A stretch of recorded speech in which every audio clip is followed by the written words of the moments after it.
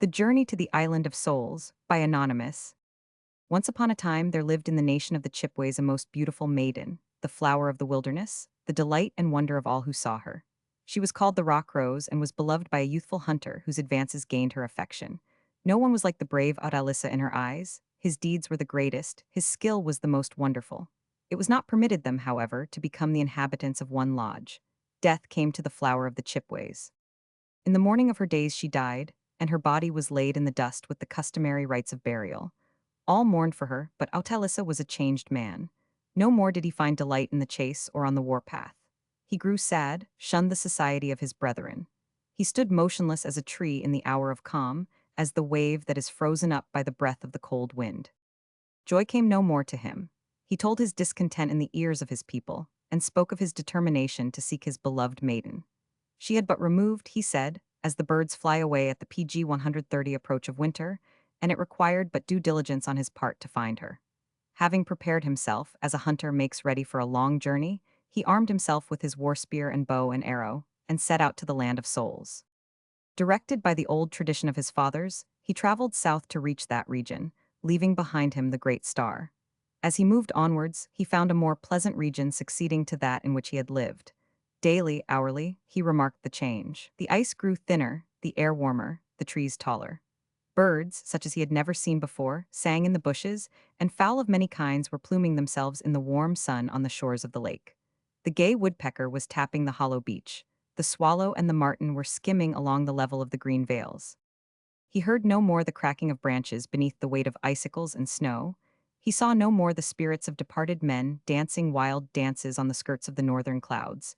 And the farther he traveled, the milder grew the skies, the longer was the period of the sun's stay upon the earth, and the softer, though less brilliant, the light of the moon.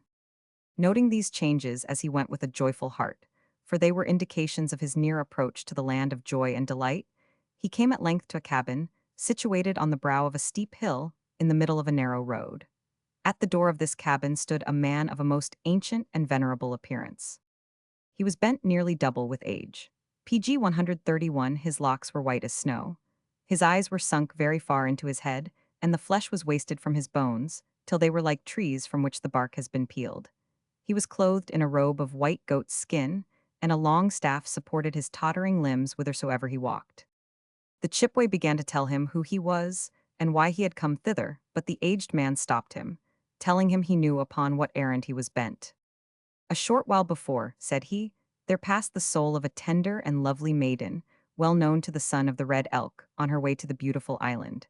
She was fatigued with her long journey, and rested a while in this cabin. She told me the story of your love, and was persuaded that you would attempt to follow her to the Lake of Spirits.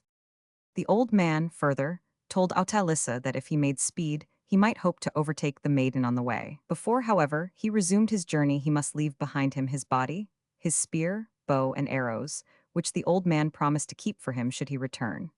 The Chipway left his body and arms behind him, and under the direction of the old man entered upon the road to the blissful island. He had traveled but a couple of bowshots when it met his view, even more beautiful than his fathers had painted it. He stood upon the brow of a hill, which sloped gently down to the water of a lake, which stretched PG 132 as far as I could see. Upon its banks were groves of beautiful trees of all kinds, and many canoes were to be seen gliding over its water. Afar, in the center of the lake, lay the beautiful island appointed for the residence of the good. He walked down to the shore and entered a canoe which stood ready for him, made of a shining white stone. Seizing the paddle, he pushed off from the shore and commenced to make his way to the island. As he did so, he came to a canoe like his own, in which he found her whom he was in pursuit of. She recognized him, and the two canoes glided side by side over the water. Then Autalissa knew that he was on the water of judgment, the great water over which every soul must pass to reach the beautiful island, or in which it must sink to meet the punishment of the wicked. The two lovers glided on in fear, for the water seemed at times ready to swallow them, and around them they could see many canoes, which held those whose lives had been wicked, going down. The Master of Life had, however, decreed that they should pass in safety, and they reached the shores of the beautiful island, on which they landed full of joy.